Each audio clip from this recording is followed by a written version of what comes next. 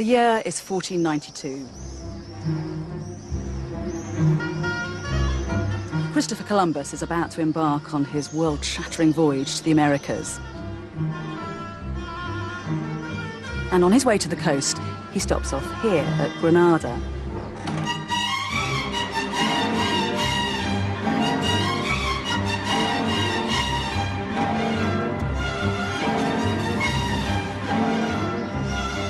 He's the honoured guest of a ceremony hosted by the King and Queen of Spain, Ferdinand and Isabella.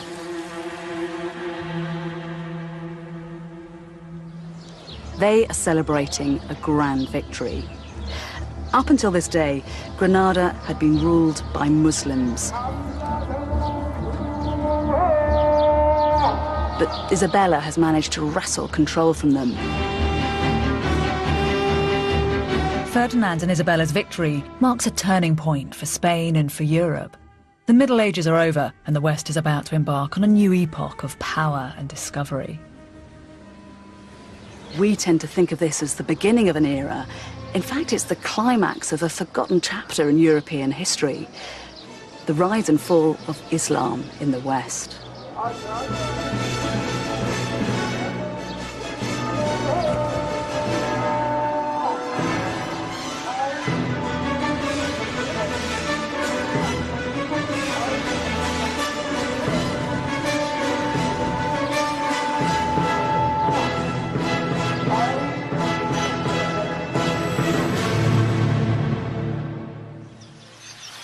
It was Rudyard Kipling who wrote, "East is east and west is west, and never the twain shall meet." And it's a worldview that still has currency today. Islam and Christianity seem to have become ideological monoliths, citadels whose gates are firmly closed to one another. But they haven't always lived such separate lives. In the year 711 AD, Muslim forces invaded Spain and created a society so rich and so powerful it was the envy of the known world. This wasn't the rigid, ferocious Islam of our imaginations, but a progressive, sensuous, intellectually curious culture that for a number of spine-tingling years looked set to sweep through the whole of Europe. It is an incredible story. Now, archaeologists and historians are starting to piece together the real story of the Moors in Spain. They're uncovering the remains of hidden cities, discovering the role of Muslims in the revival of the classics, and decoding the meaning of Islamic buildings.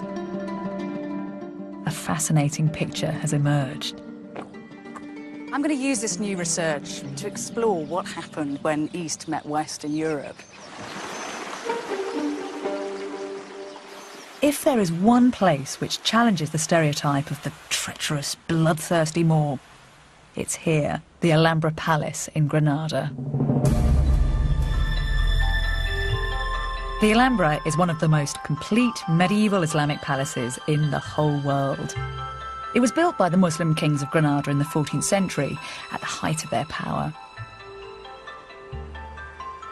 Its name means the red one, because the dark surrounding soil has given its stones an earthy reddish hue. The marvel of the Alhambra is its mystery. Not a single account of life here survives. All its archives were incinerated in the fires of the Inquisition. The Alhambra is one of the wonders of the medieval world. And by preserving it, they've kept a box of secrets that we can use to decode the civilization that built it. Inside the palace walls, the architecture is breathtaking. Although the aesthetic of this courtyard's quite cool and minimal now, in its heyday, it would have been a riot of colour.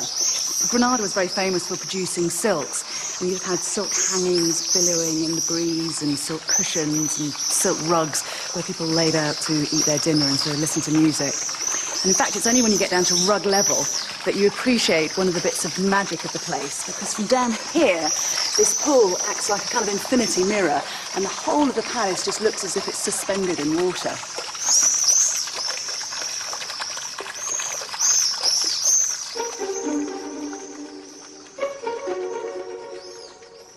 Every detail of the palace decoration seems to be part of a scheme. Row upon row of intricate geometric patterns are carved into the woodwork of the walls and windows. This is the throne room. It was the symbolic centre of the palace, and here the Sultan had a kind of psychological advantage over his subjects. Whereas he'd have stood here, an eerie silhouette, they'd have been blinded by the light that came streaming in through these brightly coloured stained glass windows.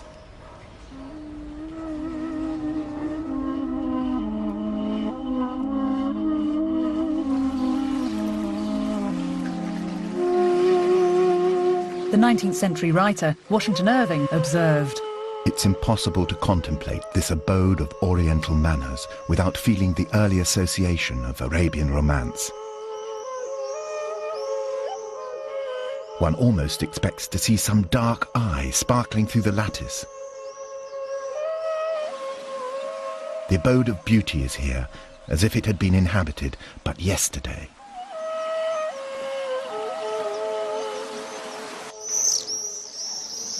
But this is far more than just a beautiful building. There's a specific reason why it feels so harmonious. The men who built it had a knowledge of complex geometry which had originated in the ancient world. The first man to set down these mathematical principles was the Greek philosopher Pythagoras. Pythagoras saw numbers everywhere in the universe, but his brilliance was to understand the importance of the ratio between them. Professor Antonio Fernandez Puertas has spent his life studying the Alhambra. He's discovered that the whole of the building, from the ground plan to the wall decoration, is based around one single ratio. I think everything is so perfect because everything is under control of the proportion and very, very simple. You notice that there is something magic about these buildings. There is something marvelous in your surroundings.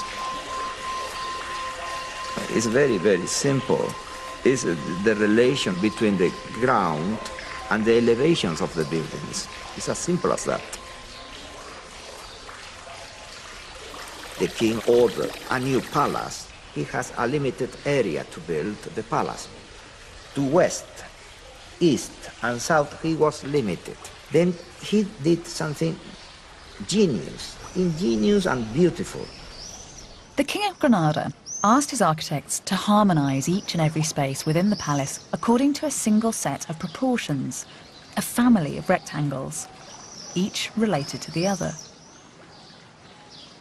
If you want to get proportional rectangle, you have the same base.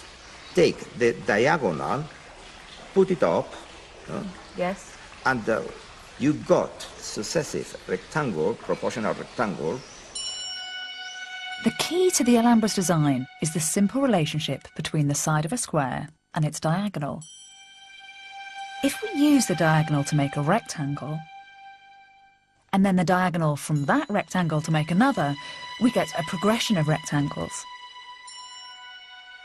The fourth rectangle is double the size of the first, and the diagonals in this sequence are in fact the square roots of 2, 3, 4, and 5.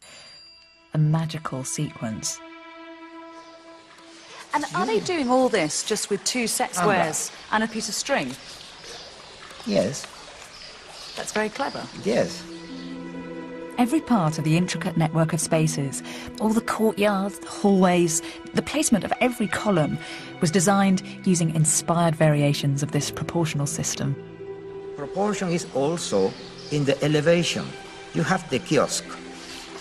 Here you build a square, and with the diagonal, you swing it up. Nothing violated this incredibly elaborate system.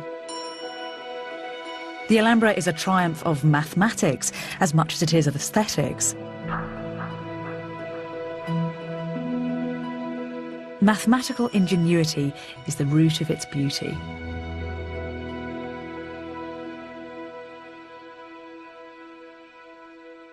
But no one talks about this. Everyone looks at the Alhambra just as an aesthetic experience.